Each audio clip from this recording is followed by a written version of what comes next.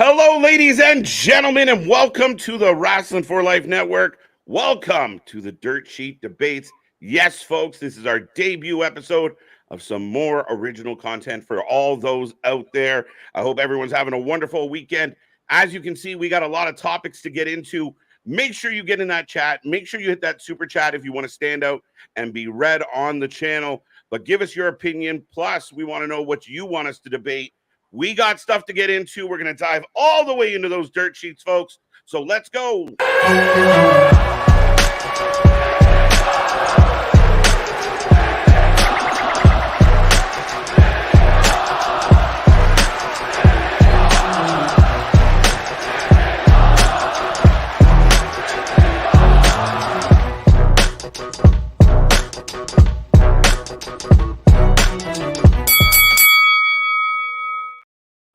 Ding, ding, ding. We are live. We are live and back at it again, folks. Like I said, this is the Dirt Sheet Debate, where we're going to take the rumors, the news, and all the fun stuff around wrestling and dive into it myself, KJ White, and Big Nick. We're going to get into all the topics, all the discussions. Make sure you tell us what's on your wrestling mind as well. But again, make sure you hit those super chats if you want to make sure you get read, because on this show, it's going to be a little bit different than our live streams. But how this works is you see the topics on the board. We're going to put the timer up on the clock and get into all of it. And at the end, we're going to do a rapid fire question with one of the hosts. We haven't even picked who. And they got to answer whatever we ask. So if the chat's in there or the other host, we're going to get into that as well. It's going to be a lot of fun here on the channel. But I will say this. If you want to send us DMs during the week or tag us in posts on X, let us know what we could debate with our next episode. Big Nick, how are you, my guy? I'm doing good. How are you, sir? I'm doing well. I'm excited to kick off a new, little project here on the channel. Absolutely. We're, big things popping, little things stopping up. The something season never sleeps around here. Absolutely. Channel that just covers more wrestling than anybody out there. Often imitated, never replicated, never duplicated. What? Got to get it. Got to spend it. Got to. Right. Like we even inflatable arm flailing two man. Like even able inflatable arm flailing two man. Right. With all that being said, so much going on in wrestling right now. I have a feeling, based on what I'm seeing on the screen, that we know what the chat's choice is going to be, but we will get there at the end, folks. Right. I guess without further ado, we can discuss our first topic here tonight. We're going to get into the PWI Women's 250. I have some strong feelings about this, sir. All right, Big Nick, kick this one off, my guy. So I will just say I respectfully, with Rhea being at the top and everything, but I do think that there has been a travesty, a tragedy, a transgression has transpired on the pro wrestling universe, folks, of the fact that Masha Slamovich, who under the same time frame, same criteria and everything like that, was number 15 in the PWI 500. And just so you know, she was ahead of Bryan Danielson, Will Ospreay. If you forgot how good they are, go and watch wrestling last night. But the fact that she's not even in the top 10, the top 5, top 3, she could be top 2, if not competing with Rhea for being top 1. We've been on stream before just going to town about how she's been in GCW, been their world champion, what she's doing on Impact right now with MK Ultra, which I'm sad that those girls ended up on the pre-show. But that was a hell of a pay-per-view. But she's arguably up there with Rhea as number 1. She beat Hardcore Jesus. Like, what are we doing? Like, right. She got the W. And again, I understand these lists and they have their certain parameters and they look at it through a certain time frame. Masha was definitely an oversight. I think, listen, I got this issue with them using... She almost ended up the same on the PWI 500 as she did on the women's 250. Yeah. How does that add up? And I get a little hesitant about the usage of, the stardom talent. And I'm not saying they're not good wrestlers. It's so hard to say, Julia fighting somebody we've never heard of in some venue that nobody's paying attention to is a bigger deal than some of the other stars out there. It's tricky because I think part of the overall impact in the wrestling world has to come into play. Well, I think that's why Rhea's at number 1 is her impact in pro wrestling, obviously. That's why I say Masha should be 2. I'm not so strong. Like I'm fine if say Julia's number 3 because she has had that little bit of the U.S. exposure, everything like that, not acting like it's super huge to just only be in the U.S., but kind of is. I'm surprised there's no NXT women in the top 10. I know there's, you've got your Jade Cargill around there. You've got your Roxanne Perez that are all kind of floating in that 11 to 12 to 13 range and everything. But Jordan Grace, top 10. Willow, top 10. Interesting choices, I think, in the top 10. Now, here's one of the things I found most interesting coming out of this list, Nick, is the fact a lot of people were like foo-fooing Rhea Ripley. And I know you and I debated this a little bit. I think Rhea Ripley's been outstanding. I think she is the top of all the women's wrestlers. I know people are looking towards, well, she's not defending her belt very much and da-da-da. But I think she's risen to the dominant champion, and it's really going to be hard to find contenders to take her down. Oh, absolutely. That's why she's got a 5-woman match at Crown Jewel, which we even kind of didn't want, because I do get a bit of the contention of we want her in an actual like women's storyline. She's very much like what topic that we're talking about later. Is it too much Judgment Day? Is it too much Rhea's on the screen all the time and without really being in a feud for her? She just kind of gets involved in everything else. But we've been on screen before saying she is not only one of the best women's wrestlers right now doing it, she's one of the best pro wrestlers doing it.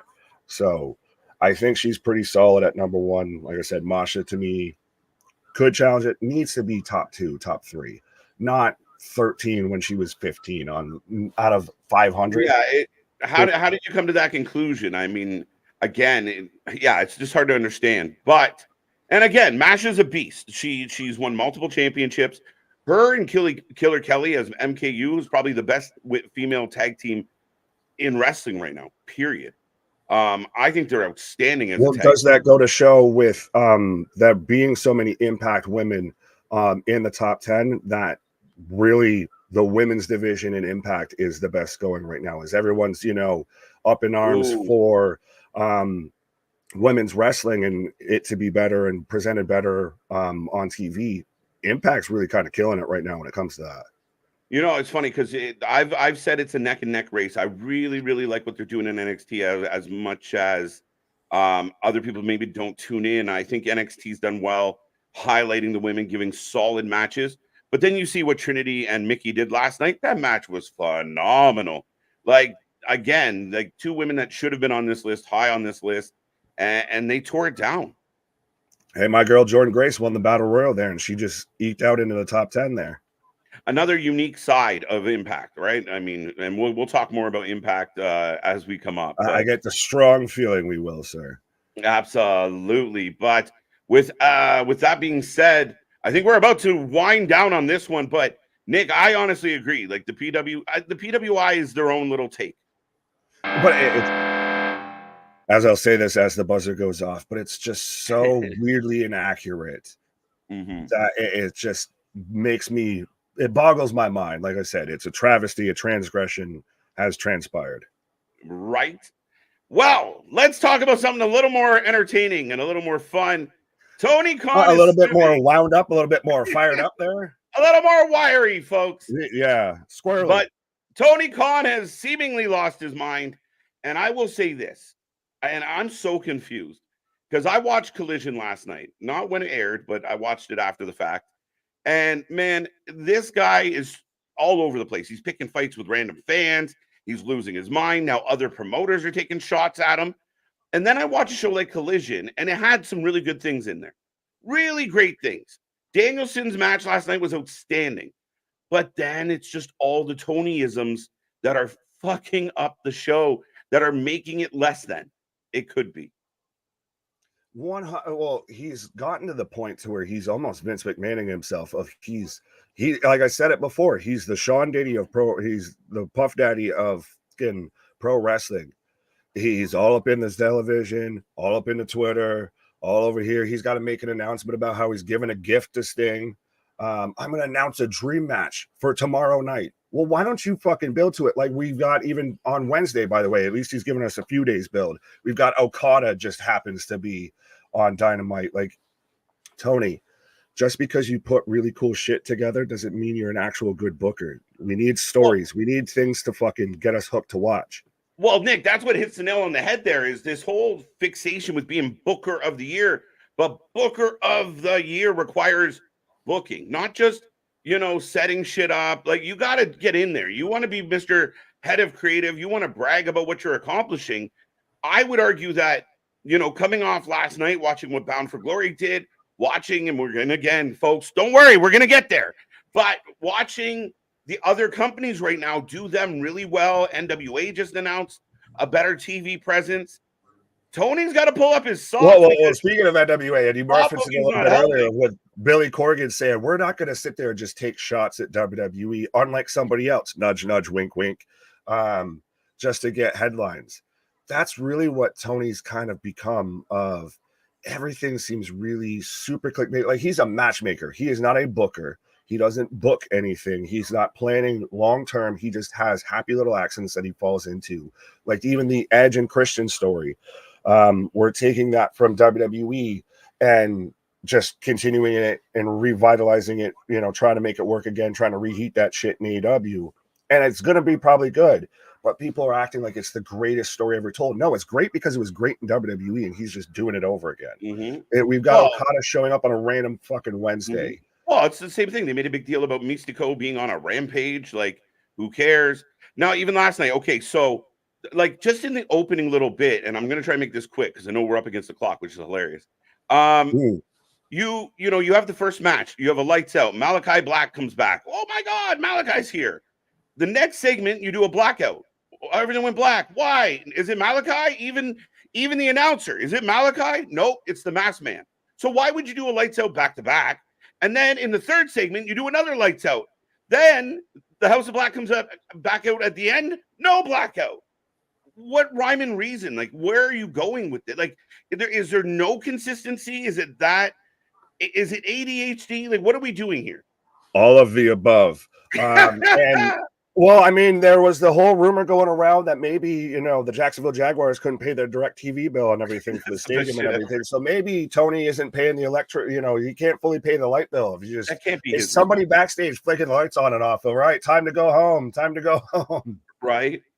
But I mean, again, and I saw the fans, like some of the fans out there, like, oh, the Masked Man's back. I love this storyline. There has been no story, my friends. It's been the story, the story equivalent of a picture book. We are not getting a story. You got the Masked Man, then you got nothing, then you got a Masked Man, and then what? Like, where's the actual arching story? Where are the heels and the villains talking about the Masked Man?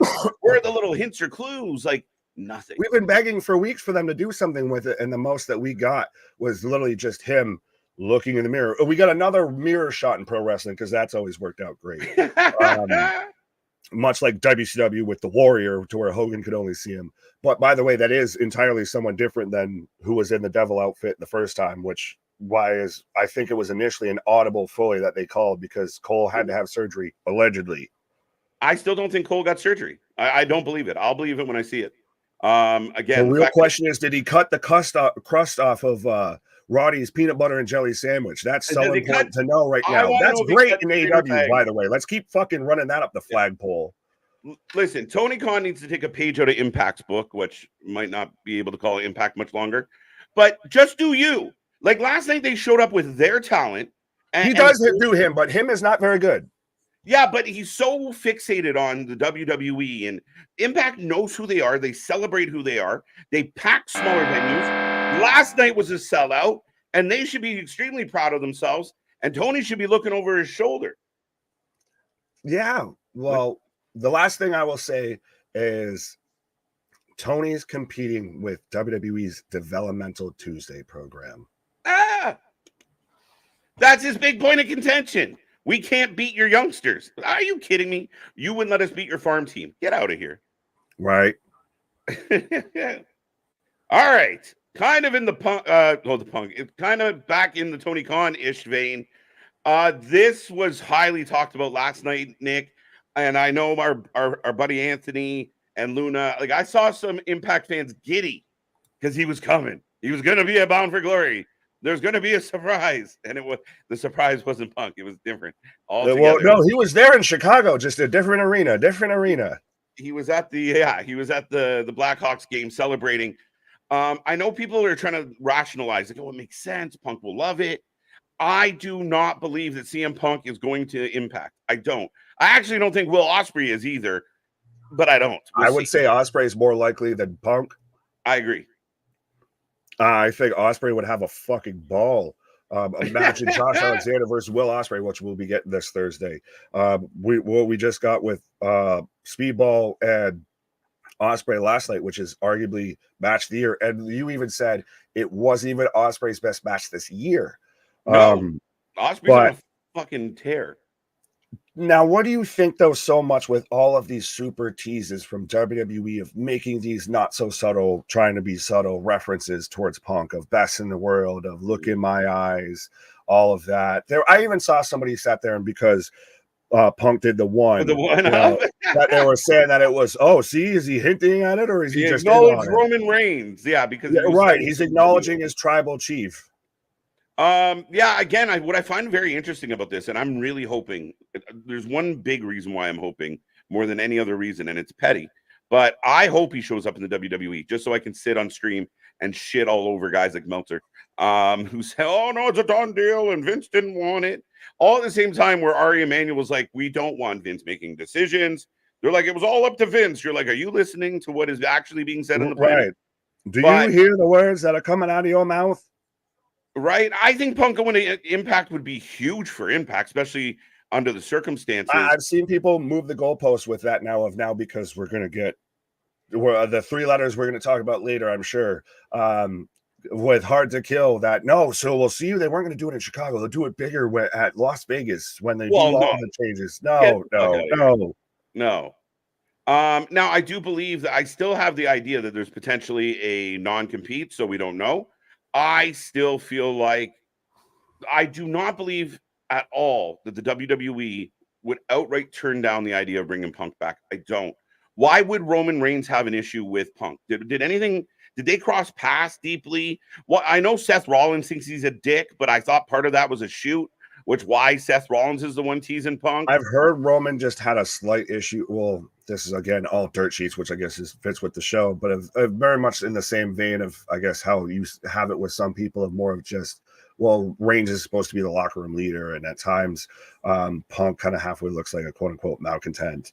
But even Mark Henry sat there and said how he just has an old school mentality that tends to rub people the wrong way sometimes, and I do respect him that he sticks to his morals and he's a good guy. Fuego del Sol sat there and pointed out how he sat there and took time out of his day to help him out and give him advice, even though he's a job guy. Yeah, Jay did it. Hobbs did it.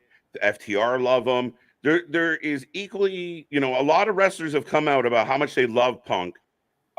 In light of him being accused of being a cancer, being a problem, a lot of people have saluted him, and I know the AEW tribal faithful don't want to hear it, but I mean, he's still your number one merch mover. I mean, he's still valid. He's still being talked about. Fuck, I mean, last night people were giddy at the idea that he might be there, and it would have been cool. It would have been big. I just don't see him making that choice. I think he wants to go to the WWE, and I think this is the enemy of my enemy is my friend. This works out very well for business, like Shawn Michaels said. A little bit, and I do want to just touch on this real quick. Shout out Pro Wrestling Podcast, our go-to news guy. But I think it's just fans looking into shit. It's not that deep. Yeah, but when like USA and WWE are putting tweets out and everything, specifically kind of dropping those references, like, you know what you do and all of that. 100%. No, absolutely. And I think at the end of the day, even if they haven't even spoken to him, them doing shit like that, again, they're not dumb. We got to give them, you got to even if there is no deal, it still gets people paying attention. Yeah, exactly. That's what it is about. It's all about eyes. It's about, look at us. This is what we might do. Now, you had suggested maybe it's best if Punk just retire. I think maybe he's just at that point. Like, yeah, what does he have left? I mean, I don't want to fully rule out of him going to WWE because I think it would be amazing. Christ, I've joked about him and Cody main eventing night one, although it could be Cody's neck tattoo versus Darby's face tattoo.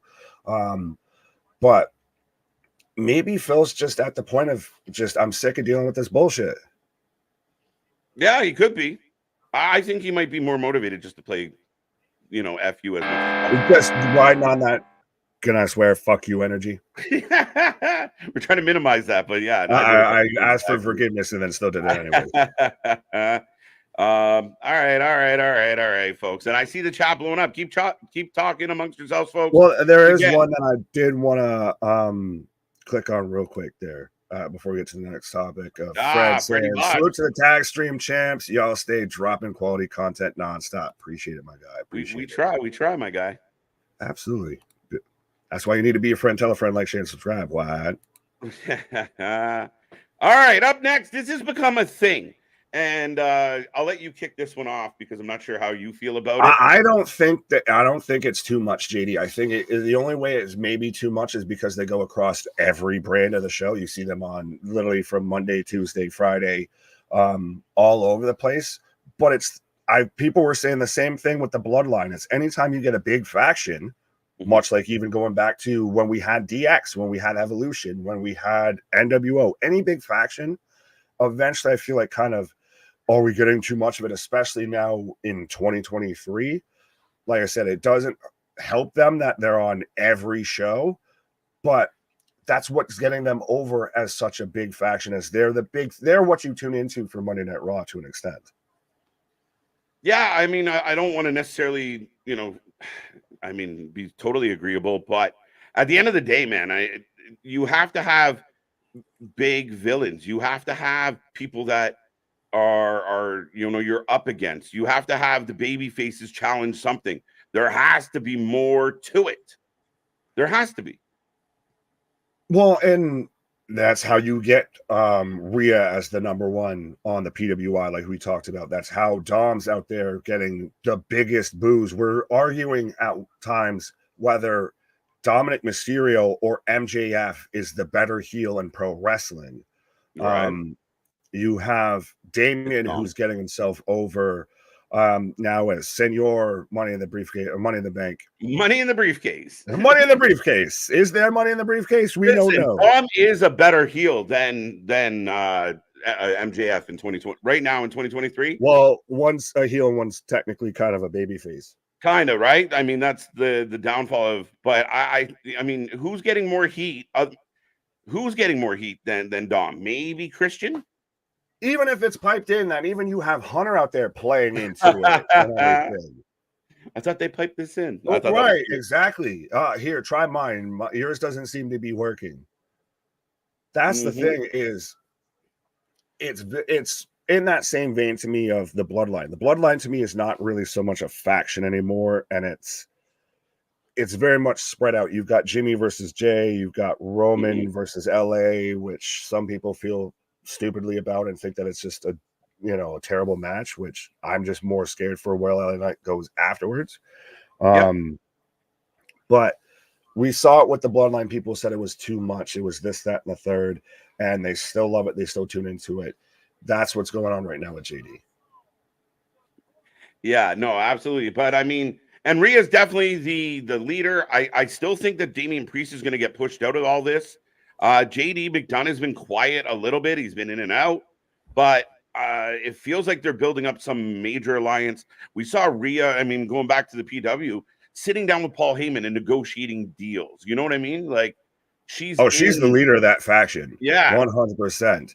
But yeah, I think that this is very much like we're going to get a War Games match, I feel, between an amalgamation of the Bloodline and Judgment Day versus, again, I'm still going to keep calling this Team Can't Beat Roman at Survivor Series. Yes.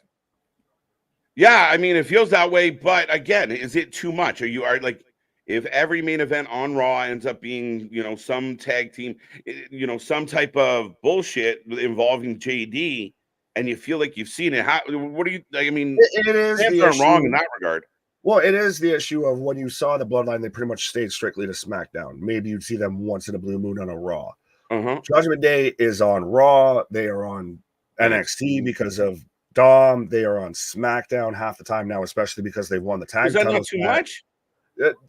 That's where this argument's got its backing behind it, I would say, is that it's maybe focus them just strictly to Monday Night Raw instead of having it Monday Night Raw or NXT. Do that then. Keep them off SmackDown. Don't have them go there. but then again, you just gave them the belts. It's you've got to limit, I guess, how much they are on every show this week. Yeah, and again, I think that becomes the challenge of, I mean, if you use them so much, you got to work to keep their shit relevant. You got to keep them in interesting shit. You got to keep them involved in a way that you're not rolling your eyes like, oh, them again. But well, because how many times though have we been here for Mondays and it's like, okay, well, we're going to kick off with something involving Judgment Day and the so-and-sos, and then then the main event is going to be Judgment Day versus the so-and-sos. Right. When it becomes paint by numbers, it gets a little awkward, and especially when it becomes paint by numbers 3 nights a week instead of 1 night a week. No, absolutely. Yeah, no, I don't think it's too much. My official opinion is we're getting a lot, but not too much. I don't think it's too much, but I could see why people could be getting burnt out. There's no pleasing people. Oh, if you move the titles and you move fickle, shit around, fickle fans. Hot potato. Yeah, it's enough's enough. Like, just enjoy it. I mean, at least there's something to dig into. But now we're gonna go to the chat choice, and this one's fucking easy tonight. Like, I mean, TNA. What do you want to talk about? Let me talk to you. Right, like, or for life. I appreciate that. Well, you can talk about us as we talk about TNA, but yeah. So, are you? I guess initial reaction. How do you feel that they're going back to TNA outside of Impact? I'm shocked. I absolute shocked. And my knee-jerk reaction last night when I saw it was, what the fudge? Like, all the words like we're gonna, looks like a terrible teen horror movie. Yeah, I was like, what was this? But my thought was like, my opinion is a lot of times when you bring up TNA, it's in a negative context. It's in a like, oh, do you remember the crazy? But they're taking it and owning it. They're taking it back. They're making it theirs. Yeah. And so, I mean, my thought was like, are you sure? Like, you've done really well building Impact. So I'm shocked at such a positive, like everybody was like, this is awesome. But I kind of felt like you're bringing up the memory. You're digging up the memory of Dixie Carter here. Yeah, but you're bringing up the ghosts of TNA past of Dixie Carter, Vince Russo, the 6-sided ring, which I saw people asking about that today and everything. Yeah, I kind of like it because they even said of anywhere we go, we get TNA chance everything, and it's the nostalgia a bit, and it's starting to turn. The tide has turned of looking at old TNA from, God, look at how awful this is. I think AEW's helped that along. Of now they're like, we didn't know how good we had it. Yeah, but I mean, they were fine the way they were, weren't they? Like, what is it? Like, well, that brings up the question: have they been Impact almost as long as they've been TNA? I feel like it's honestly they weren't TNA for a huge amount of time because then they were Impact, they were Global Force, they were Anthem, they were this, that, and the third. So have they been Impact just as long as they've been TNA? Yeah, it's pretty close. I mean, it's got to be neck and neck. And I think at the end of the day, I think a lot of people jumped into the nostalgia of like, oh, it was like the times when we had, the fucking, the Kevin Nashes, the Stings, the Booker T's, the Kurt Angles of the world, bringing back old fans. Fair enough. But will it alienate any of the new fans?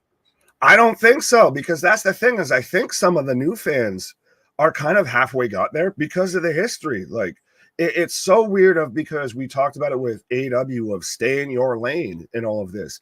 If there's a company out there that has stayed in its fucking lane, it has been TNA. Impact has always been the company that should have died but lived. It's the Harry Potter of pro wrestling, the boy who lived, the wrestling company who lived. And now that it's starting to, especially after last night, it's moving AEW from the secondary to the tertiary out of pro wrestling companies.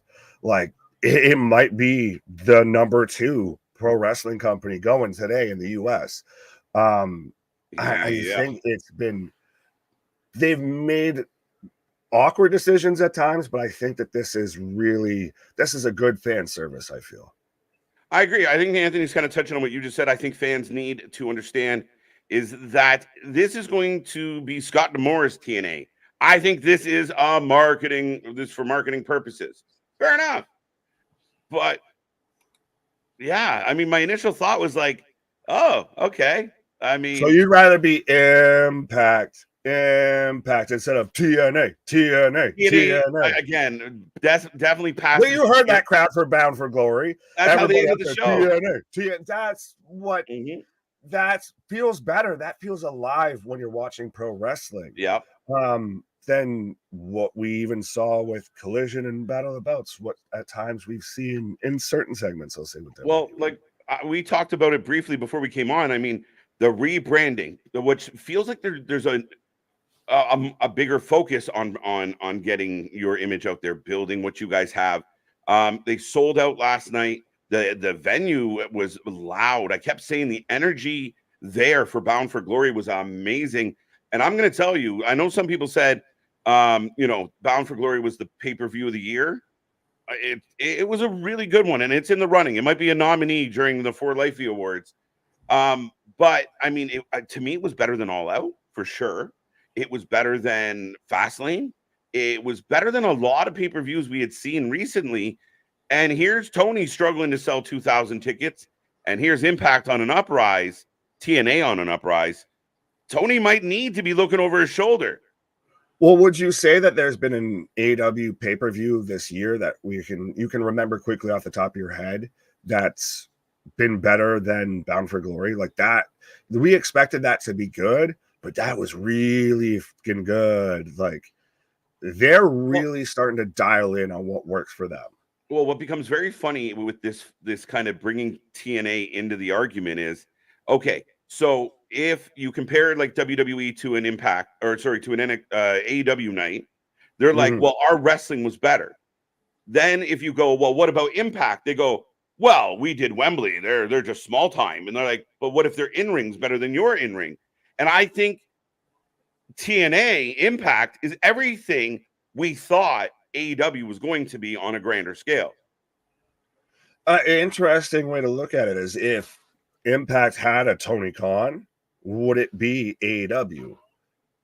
No, they needed, and they did the smartest. Well, I'm saying, would it be one of those? Yeah. If it had, well, I'm saying if it had that type of backing, would it be on that stage? Yeah. I think that's a huge possibility. Again, the buzz it created, I was really pleasantly surprised with how much I've seen today. Like, it's the only thing people are talking about was, did you see Bound for Glory? Did you know TNA's coming back? Like, literally, you look at anything on social media, it's just TNA. And now, granted, it's a little bit of like, when did this all happen? I thought everybody, and I've been one of those for the longest time, that TNA was always, total laughing action. I know that didn't work, but it like you said, it brings up the memories of Dixie Carter, of Vince Russo. But I think now that it's the quality with the history that's gonna make it fucking great. Absolutely. And I gotta kick into the fact that like Sean Rossap had to go live or like put out like, hey guys, no, I confirmed no 6-sided ring. Like, we're like, people just jump off like we're getting. I almost kind of want it. Yeah, but it's funny because everybody foo-foos it, and then when you're like, okay, we're gonna bring it, like, we might bring it back, they're like, best thing ever. But it's nostalgia now. Think about it. At this point, we're the generation that now companies go to the nostalgia for us of, hey, you remember this shit when you were young? Yeah, fucking Marvel movies, all of that shit. That's why they keep remaking all the movies from our childhood poorly. Exactly. Absence makes the heart grow fonder. I saw our old friend in the chat as well. What up, fam? You guys always bring total non-stop action. Like it. Appreciate you, Ricky. There you go. Best doing it. Now we're gonna go. That's the debating for today. That's the agreeing. We were very agreeable today on. We were more debating. Sometimes it'll happen. Sometimes it won't. And I like how boss, real quick, of the purge is here every time. It's funny because you keep calling it the Royal Rumble, like number 30. Right, it's the Royal Rumble horn.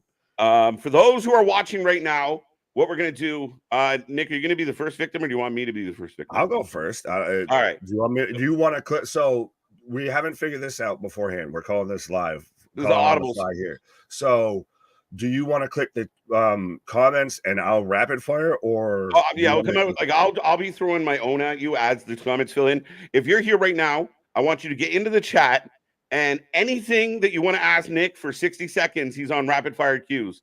So we're gonna put 60 seconds on the clock, and whether it's wrestling related, and I don't mean a fucking pop quiz out there, guys. I know you're funny assholes, but no, legitimately. You know, if you want to know what his favorite fucking Creed song is. Let's talk about the goddamn Bills. I'm sure that's going to come up quite a bit. So, yeah, get in the chat. You got 60 seconds on the clock starting now. Nick, what's your favorite color? Blue. So who is Roman's? I'm assuming that's Roman's opponent at the Royal Rumble. Did you just steal my job in the 60 seconds? Yeah, a little bit both. What are you doing? I don't know. Who is Roman's opponent in the Royal Rumble? Probably LA Knight again. Probably rematch, I would assume. You think he's gonna take on LA Knight again? Crazy. As a kid, who was your favorite wrestler? Kane. I actually dressed up for him as Halloween. What does your beard smell like? I don't know. Fine. Go. What does your beard smell like? I don't know. That's awkward that you want to know that. What happened to the Bills today? God damn it. Of course we had to lose to Tony Khan's Jacksonville Jaguars and the goddamn Patriots.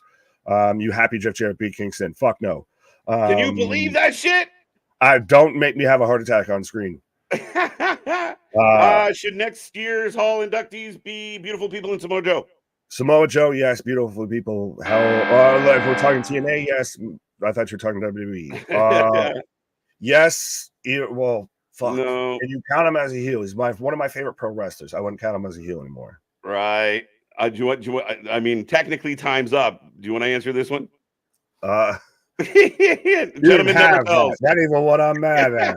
And that has nothing to do with who might be behind me behind this green screen right now or anything like that. Be like, baby, when did we meet? Right. But that's it, man. That wraps up the first edition of the Dirt Sheet Debates. We're gonna try and do this on a weekly, even though the pay-per-views and such might convolute that idea a little bit. Well, this might always end up still being the pre-show for a pay-per-view or anything like that. If we've got it going on, this might be we might do a pre-show edition of this. Absolutely. So, folks, by all means, during the week, if you want to drop chats in the comments or hit us up on social media, let us know what is hot and you want to talk about on the debate show. And yeah, where did the vitamins? Well, I was going to say I will answer this one real quick. They grew from the ground. Well, not that. If it's a plant, if I just so happen to set it on fire, there are some effects. But no, I 100% I stole that line from Pat McAfee show. Absolutely. Wait, what do you think Nick's beard? Why are you so obsessed with this? You can do this weekly, please. I think it smells like Burberry and and leather. And leather. It smells like rich mahogany. You know, they say 60% of the time it works 100% of the time. I did not describe anything as mahogany, guys, just for the record. I will remind everybody, Luna Havoc, Anthony are here tonight. They're doing another Monsters Ball watch along. They got 2 for you. Make sure you're here at 8 p.m. Eastern. Myself, go watch the Ball Watchers. Right. Yeah. The Monster Ball specialist. And we will be back on Monday and Tuesday. We got Raw and all the other fun stuff, and we're heading towards Survivor Series, Full Gear, and a whole bunch. Oh, Crown Jewel's in there as well in a couple weeks. So Bunch with the boys. 7. I'm going 7. Yep. We're getting up there like the Fast and Furious franchise. We are, right? Well, folks, have a fun end of your weekend, and until next time, click all our links and see you on the flip side. Bye. Our shit is real. Our shit is raw. Our shit is authentic. When you're talking about that wrestling, you better put that forward life with it. What? See you on the flip side. I didn't know.